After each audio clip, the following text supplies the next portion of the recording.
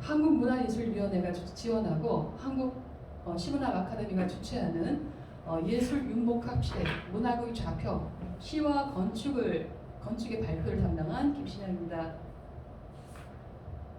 네, 시와 건축을 살펴보면서요.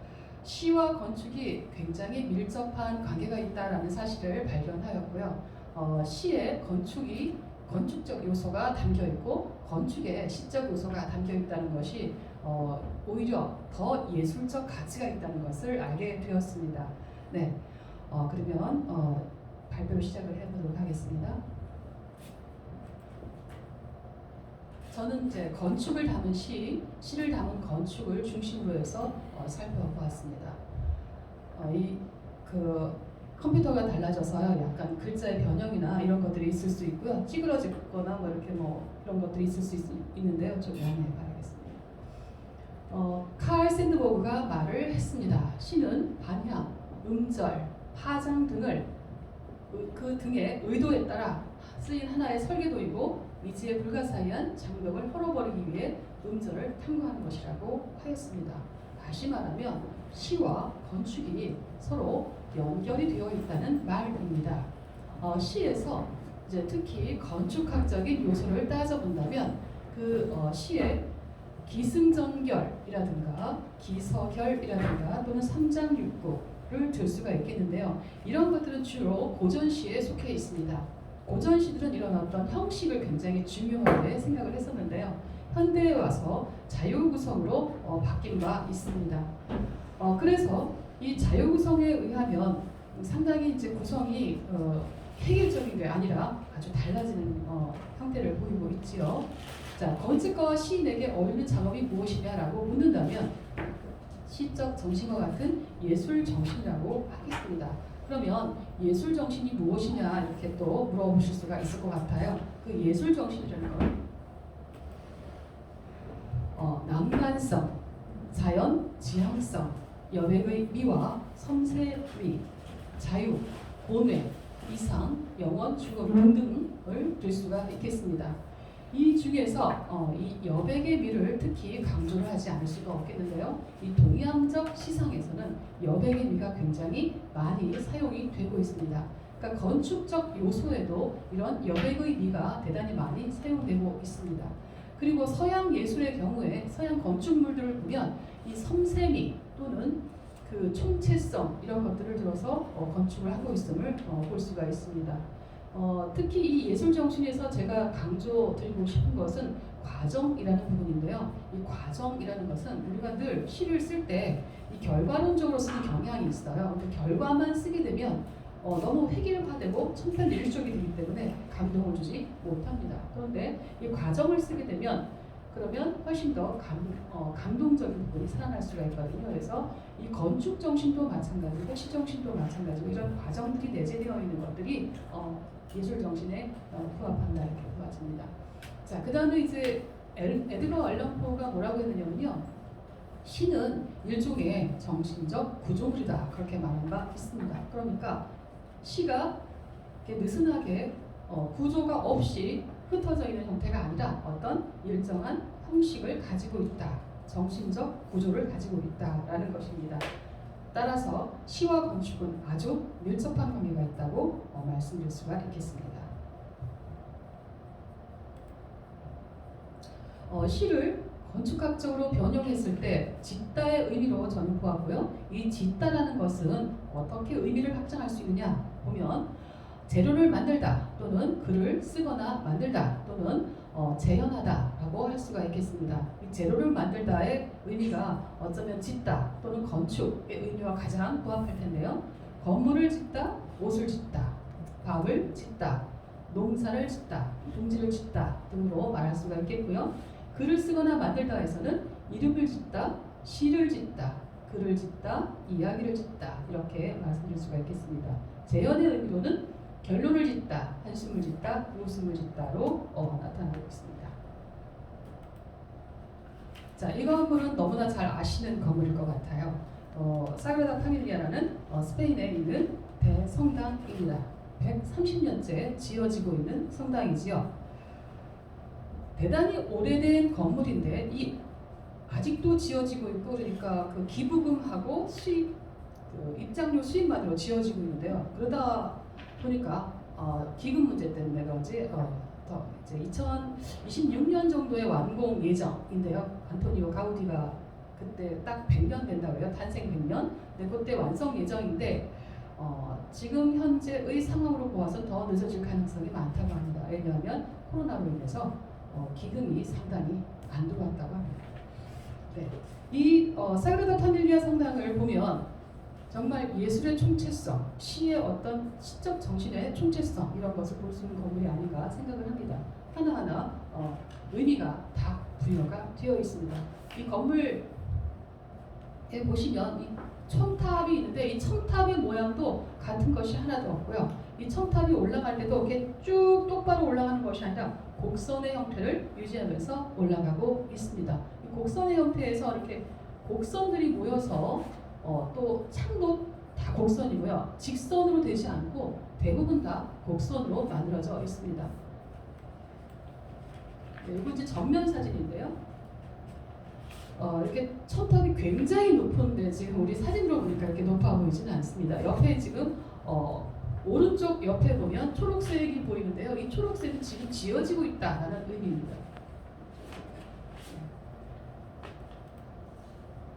이거는 건물 안에 들어갔을 때 그의 모습입니다. 건물 안에서 이렇게 그 등이 설치되어 있는 그런 모습인데 지금 이제 여기 이 PPT에는 그 등이 안 들어와 있어서 아름답지는 않습니다. 근데 이 등이 다 들어오면 각각 방향마다 색깔이 다 다르게 나타납니다. 초록색, 보라색, 노란색 뭐 이런 식으로 각각 그러니까 같은 게 하나도 없습니다.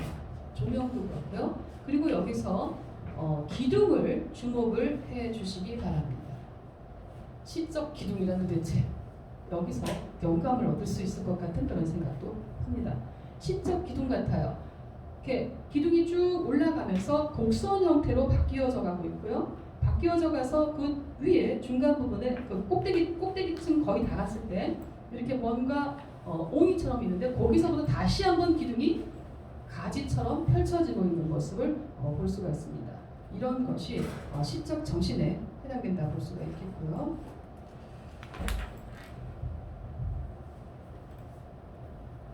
이거는 스테인드 글라스인데요. 이 스테인드 글라스가 보시면 하나하나 이야기를 품고 있습니다. 우리 이제 시를 얘기할 때 서사적인 시, 그냥 이야기 시 이렇게 말하는 그런 시의 종류처럼 창문 하나하나에 이야기가 담겨 있습니다. 그래서 그리고 색깔도 다 다릅니다. 색깔도 같은 게 하나도 없고요. 모양도 같은 게 하나도 없습니다. 바로 이런 것이 예술적 정신을 응용한 것이 아닌가 생각을 합니다. 자, 이 창문이 저거 정말 놀란 창문인데요. 이 양 옆에 이렇게 창문들이 되게 많은 창문들이에요. 근데 이 창이 가보신 분은 아시겠지만 마치 나비처럼 팔랑 열린다는 것입니다. 정말 동영상으로 저는 보았는데요. 이렇게 팔랑 열리는 거예요. 나비 같았어요. 진짜 나비 같이. 이렇게 요게 나비의 날개처럼 보이는데요. 저기 4개가 이렇게 있는 거죠. 요게 팔랑 돌아가면서 문이 열려요. 창문이 열려요. 기가 막혀요. 그래서 저는 그걸 보면서 나비가 날아가네 이런 생각을 했거든요. 그러니까 다시 말하면 안토니오 가우디가 건축물에 나비의 형상을 재현시켜 놓았다라는 것이지요. 나비의 어떤 그 예술적 모습, 그 날아가는 모습, 날개의 형상화 이런 것이라고 하겠습니다. 이렇게 표현되고 있고요. 네, 이제 건물 자체가 워낙 공장에서 이 공장 건물의 그 중간 부분을 지금 이렇게 사진을 찍었습니다. 이 사진을 보면요,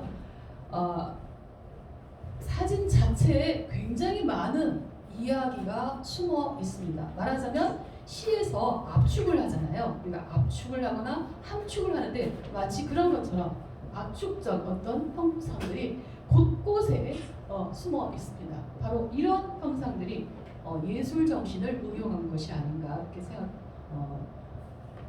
볼 수가 있고요. 이 기둥도 마찬가지입니다. 보통 건물은 이렇게 기둥이 쭉 똑바르게 올라가잖아요. 그죠? 이 건물은 똑바로 올라간 게 거의 없어요. 다 이렇게 기울어지거나 위에서 펼쳐지거나 또는 이렇게 모아서 올라가거나 이런 식의 어떤 형상, 같은 게 없는, 다시 말하면 오직 그거 하나밖에 없는 예술 정신을 추구하고 있다 볼 수 있습니다. 사실 이거는 동영상인데요. 동영상인데 동영상을 볼 수 없다고 하시니까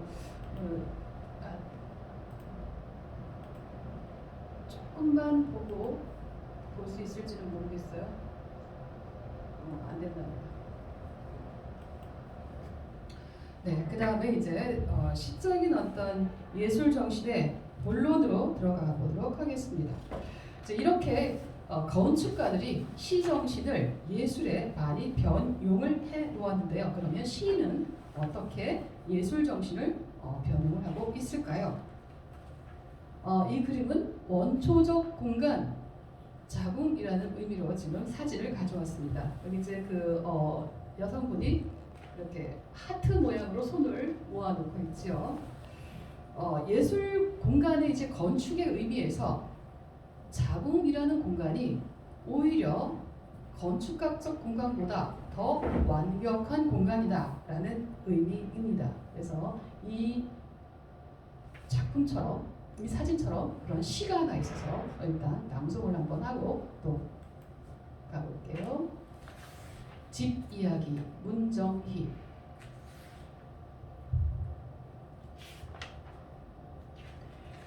태어날 때부터 여자들은 몸 안에 한 채의 궁전을 가지고 태어난다.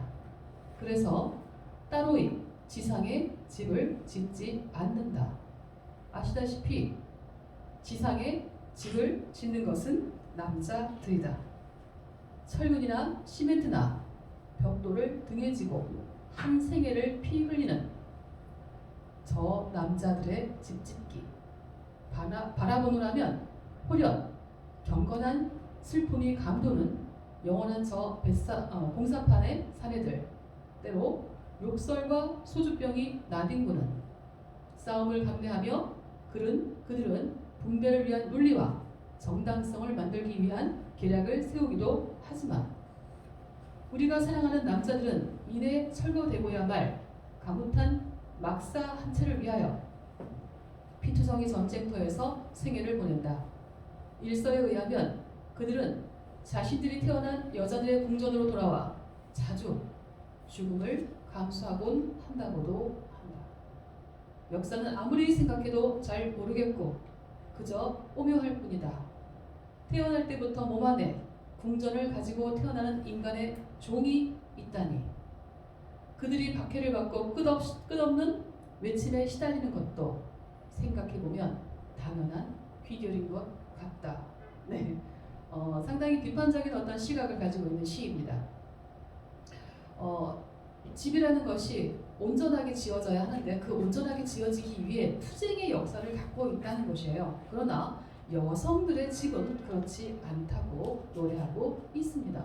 여성은 몸 안에 한 채의 궁전을 가지고 있고 따로 지상의 집을 짓지 않는다는 거죠. 그래서 이런 투쟁이 필요 없고 오히려 더 평화로운 집짓기라고 건축물이라고 시인은 노래하고 있습니다. 그러니까 여성들의 집짓기가 여성들의 그 자궁이 오히려 원초적인 집으로서의 의미를 가지고 있다. 건축의 의미를 가지고 있다. 이렇게 시인은 노래를 하고 있는 것입니다. 네, 이 건물 혹시 보셨는지 모르겠어요. 종로에 그 있는 건물 아라리오 뮤지엄인데요.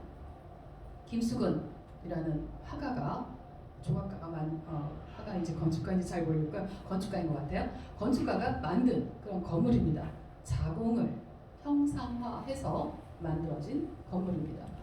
자세히 보시면 여기 이렇게 둥글둥글 각이 진 곳이 하나도 없습니다. 다 둥글둥글하고요. 누구를 찌르거나 누구를 해치거나 할 수 있는 형태로 지어지지 않았습니다. 그래서 둥글둥글 뭐든지 다 둥글둥글 돌도 다 둥글둥글해서 마치 자궁의 모양을 형상화해 놓은 건물입니다. 그래서 이런 식의 어떤 건축 정신 이것도 굉장히 의미가 있다라는 생각을 해보았습니다.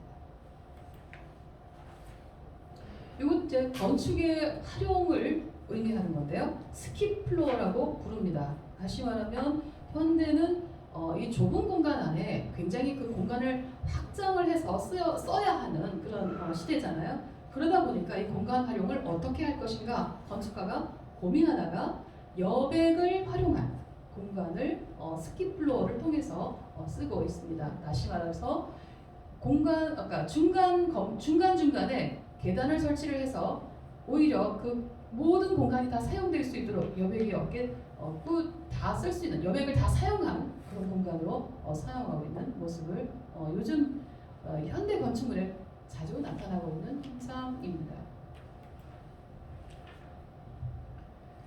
이제 이상의 시를 한번 낭송을 하고요. 그 다음에 또 진행할게요. 이상의 시, 건축 무한 육면각체. 사각형의 내부에 사각형의 내부에 사각형의 내부에 사각형의 내부에 사각형. 사각이 난 운동에 사각이 난 원 운동에 사각이 난 원. 비누가 통과하는 혈관의 비누내를 투시하는 사람. 지구를 모형으로 만들어진 지구. 거세된 양말. 중략하고요.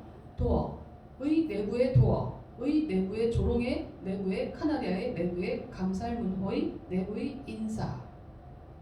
식당의 문간에 방금 도달한 자. 자음과 같은 부모가 헤어진다. 파랑 잉크가 엎질러진 각설탕이 3륜차에 적화된다. 명함을 짓밟는 곤용장화. 가구를 질주하는 조바분연. 위에서 내려오고 밑에서 올라가고 위에서 내려오고 밑에서 올라간 사람은 밑에서 올라가지 아니한 위에서 내려오지 아니한. 밑에서 올라가지 아니한 위에서 내려오지 아니한 사람. 저 여자의 하반은 저 남자의 상반에 흡사하다. 나는 애련한 후에 애련하는 나. 사각이 난 케이스가 걷기 시작이다. 소름이 끼치는 일이다. 라지에터의 근방에서 승천하는 굿바이. 네, 이런 좀 정신이 없는 시죠. 근데 건축가라서 그랬는지 모르겠어요. 이상이 이제 건축가잖아요. 그래서 건축가라서 건물을 내부에서 관찰하면서 시를 쓰고 있습니다. 건물의 내부에서 보니까 사각형이더라라는 거예요. 굉장히 분석적이죠. 우리가 알고 있는 그런 어떤 내부적인 그러니까 외부적인 건축의 어떤 관찰이 아니라 내부에서 건축을 관찰을 하고 있는 모양입니다. 그 다음에 그런 가운데 비눗내가 난다라는 것이 어떤 일상생활을 의미하고 있고요. 그 일상생활에서 지구를 모형으로 만들어진 지구의를 모형으로 만들어진 지구라고 해서 또 둥근 어떤 형태의 공간도 있다라는 것을 말해주고 있고요. 그 다음에 도어를 집중하고 있습니다. 도어 이렇게 소통 공간이죠. 문을 닫으면 단절이지만 문을 열면 소통이 되는 그 공간이 도어 때문에 가능한 것이죠. 이 도어에 대해서 이야기를 하는데 도어의 내부의 도어의 조롱의 내부의 카나리아 이렇게 해서 도어의 내부에도 어떤 소통 공간이 아니라 부재의 공간을 의미하는 그런 의미를 지금 담아내고 있습니다. 그러면서 또 내부에서 또 인사를 하고 있고요. 인사를 하는 거를 보니까 또 소통을 하려고는 하는 것 같아요. 그게 진정한 소통이 아니라 피상적 소통이다 이렇게 말할 수가 있겠습니다. 또 식당의 문간에 방금 도달한 자, 온과 같은 부모가 헤어진다. 방금 도달했는데 또 헤어집니다. 예, 이게 현대인의 어떤 소외 현상, 불통 현상, 부재 현상 이런 것과 맞닿아 있습니다. 파랑 잉크가 엎질러진 각설탕이 3륜차에 적화된다. 각설탕이 엎질러졌는데 그것이 다시 화물차에 실린대요. 예, 말이 안 되죠. 논리적 모순입니다.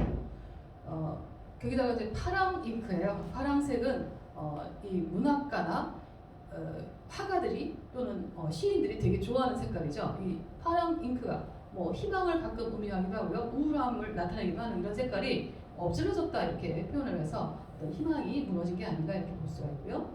명함을 짓밟는 군용장화, 군대적인 어떤 군대와 관련된 사람들이 명함을 짓밟는다라고 해서 어떤 압박, 억압 이런 걸 상징하고 있습니다. 또 가구를 질구하는 조화군연, 가구에 이제 나타나는 어떤 그 문양들 이런 것을 이제 표현해주고 있고요.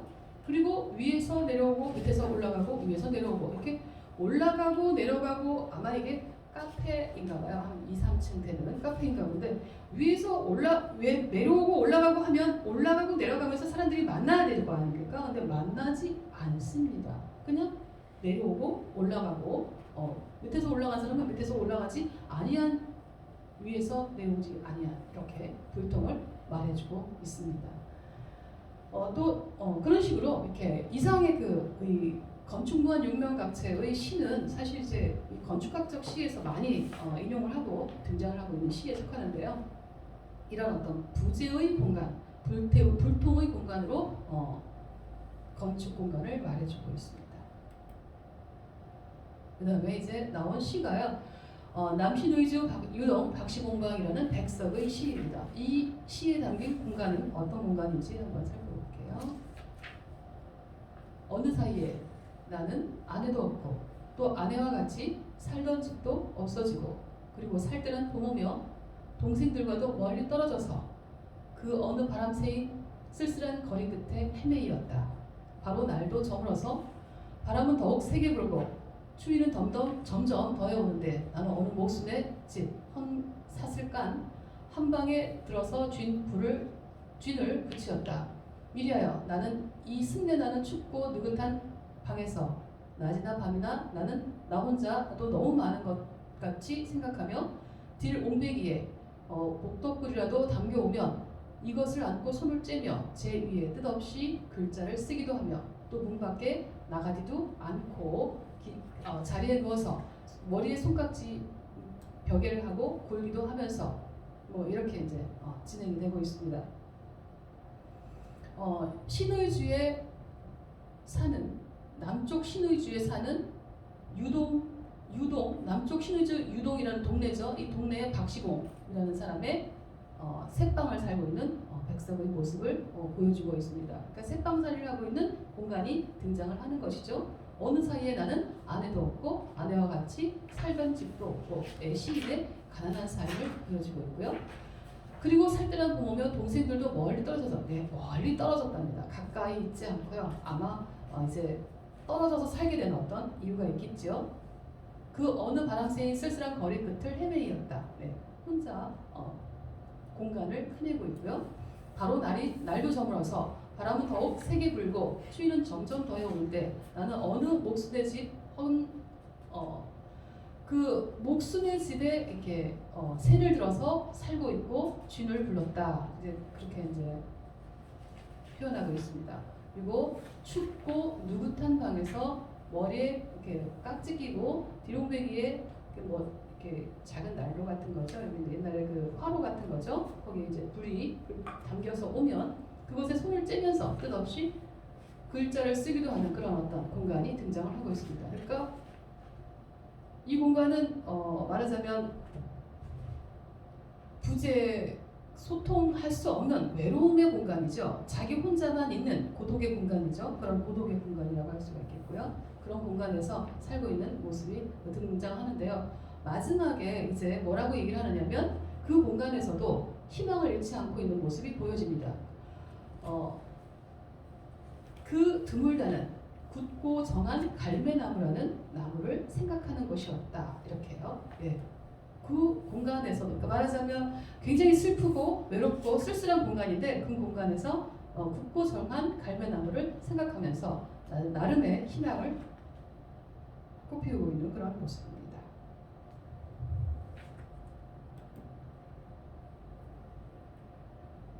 다음에 이제 낡은 집이라는 시를 이용하게 시인데요.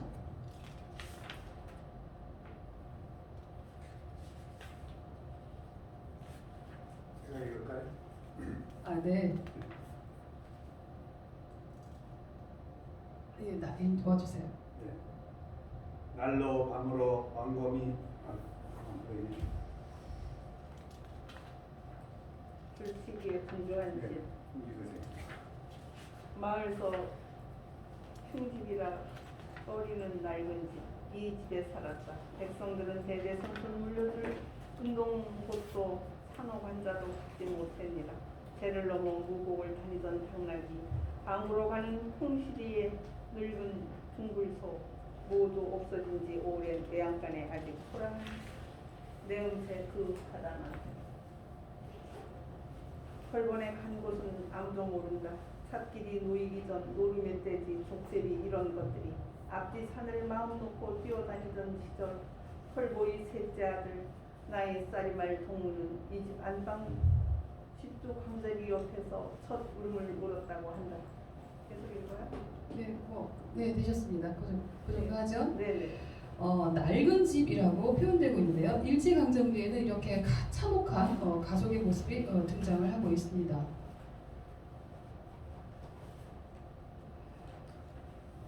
그들이 사는 집은 낡은 집이었습니다. 그리고 야반 도주를 하는 상황에 맞닥뜨리고 있습니다. 털보네가 살았던 공간은 마을에서 흉집이라고 꺼리는 공간입니다. 이는 당시의 상황에 미루어 볼 때 식민지하에서의 민초들의 삶의 공간입니다. 이는 모두 제 너머 어디론가 뿔뿔이 흩어지고 그들이 간 곳을 아무도 모른다는 말로 당시의 참혹한 상황을 전달하고 있습니다. 집이 오래되어서 관리해주지 않으면 흉집이 된다는 것은 집의 의미를 짓는 것을 넘어 관리하고 가꾸어야 한다는 차원으로 확대가 됩니다. 제철마다 먹음직스러운 열매가 열리는 곳이 꽃피는 철이 와도 꿀벌 하나 날아들지 않는 공간으로 변하고 말았습니다. 은동곳, 산호관자, 무곡, 짓두광주리, 갓주지 이야기 등등 멋스러운 옛말이 굉장히 많이 등장을 하고 있습니다. 이런 걸 보면 이용학 시인도 이제 우리말을 잘 살려 쓰고 있다는 걸 살펴볼 수가 있죠. 문제는 털보 아들의 출생이 축복이 되지 못하는 상황입니다.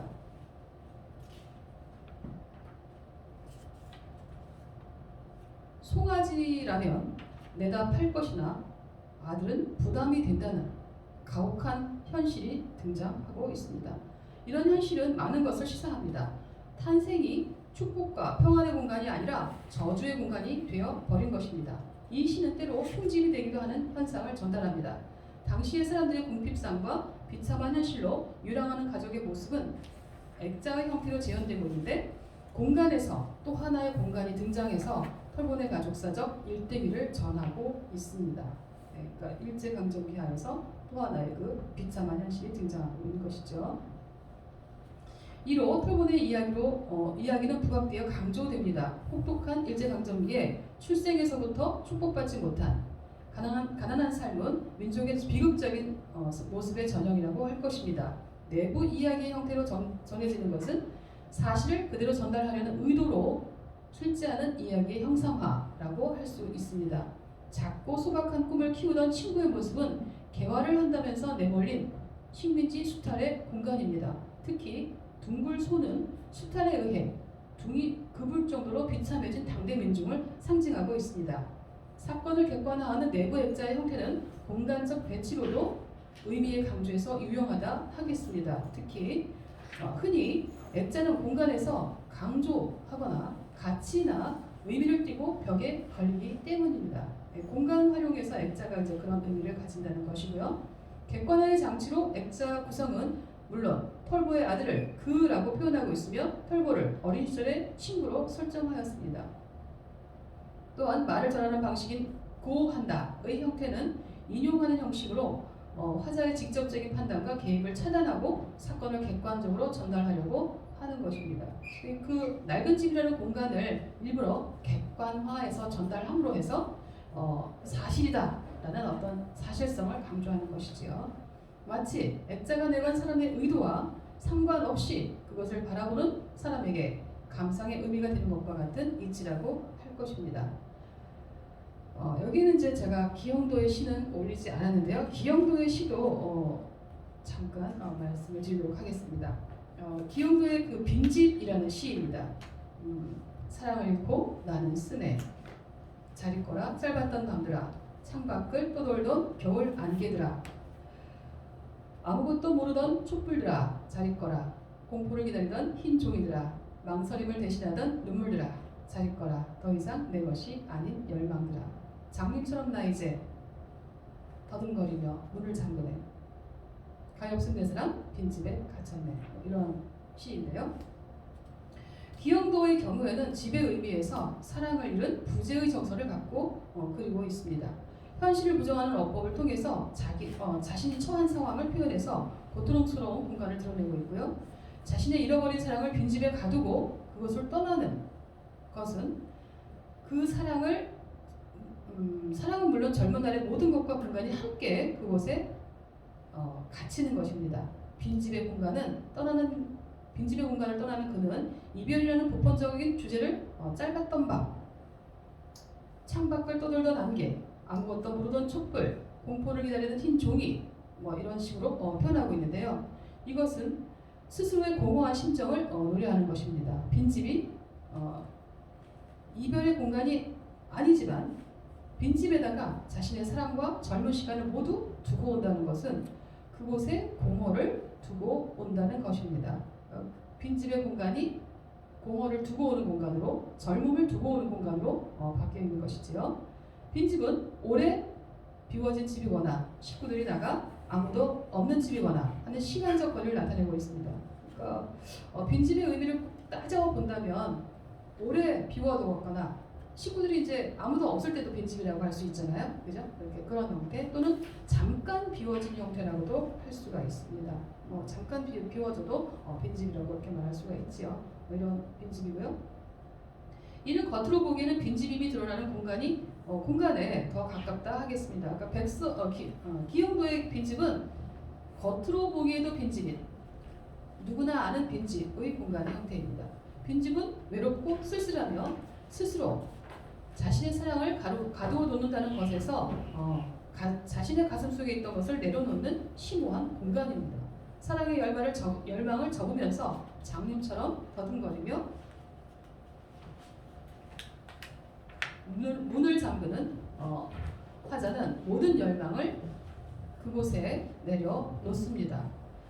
문을 잠그는 것은 공간을 통제하기 위한 것이고요. 공간의 통제는 그곳에 있는 것을 보존하기 위함입니다. 더불어서 언젠가는 화자가 열 수 있게 되는 시간에는 따뜻한 집의 가능성도 열려 있습니다. 따라서 공간으로 볼 때 빈집은 빈집의 기능만이 아니라 보존의 기능도 함께 하고 있고요. 언젠가 열 수 있는 가능성도 포함하고 있는 공간이라고 하겠습니다. 네. 이렇게 쭉 건축에 담긴 시의 의미를 한번 살펴보았습니다. 건축은 시적인 정신을 지향하고 시는 건축의 아름답고 다채로운 형식을 지향하는 것은 두 분야가 예술이라는 공통점과 더불어 문화 예술적인 측면에서 공통으로 가져가야 하는 정신이기 때문일 것입니다. 특히 건축이 시적인 정신을 지향하는 것은 시가 가진 예술성과 더불어 섬세하고 거룩하고 숭고한 정신이기 때문입니다. 또한 자연과 더불어 짓는 건축은 시적인 정신을 적극 수용합니다. 잠깐만 제가 뭐를 아마 빼먹은 것 같아요. 잠깐만요. 호연적 얘기를 못했어요. 죄송합니다. PPT하고 여기 좀 지면이 좀 달라서 제가 이거 빼먹었네요. 조금만. 호연적 얘기하고 넘어가겠습니다. 이 호연정은요, 호연정 이렇게 포털에서 치면 굉장히 많이 등장을 하고 있습니다. 근데 이 호연정은 경남 밀양에 있는 호연정이고요. 이 호연정의 건축물은 특별히 동양의 예술적 정신을 담고 있어서 주목이 됩니다. 팔짝 지붕으로 되어 있는데요. 갇히고 있는 기둥들이요. 여기가 이렇게 둥글게 우리가 알고 있는 일반적인 건축물과 좀 다른 형식을 보여주고 있습니다. 그러니까 둥글게 형상화되어 있는 것이지요. 자, 여기가 이제 이 건축물의 백미라고 할 수가 있겠는데요. 이렇게 휘어져 있는 상태를 그대로 살려서 건축을 하였습니다. 자, 건축을 휘어져 있는 모습이 그대로 등장을 하고 있죠. 동양의 예술 정신입니다. 자연 그대로 쓰는 어떤 동양의 그러면서 여백의 미가 곳에 보이는 건물인데요. 여기가 또 이제 그 휘어져 있는 나무의 가장 앞쪽의 의미를 담고 있는 부분인데요. 이렇게 용의 허리처럼 꿈틀거리는 모습처럼 휘어져서 그대로 건축에 사용되고 있습니다. 바로 이 호연정이 외신 기자들이 이 건물을 보고 너무나 놀라서 다들 마루에 누웠답니다. 이렇게 마루에 다 누워가지고 셔터를 막 터뜨렸대요. 그래서 이제 화제가 되었던 그 건축물입니다. 이 건축물 앞부분에 개빌이라고 해서요. 물과 함께 걸을 수 있는 민초들이 걷고 있는 공간이 있습니다. 그것도 또 백미에 속하고요.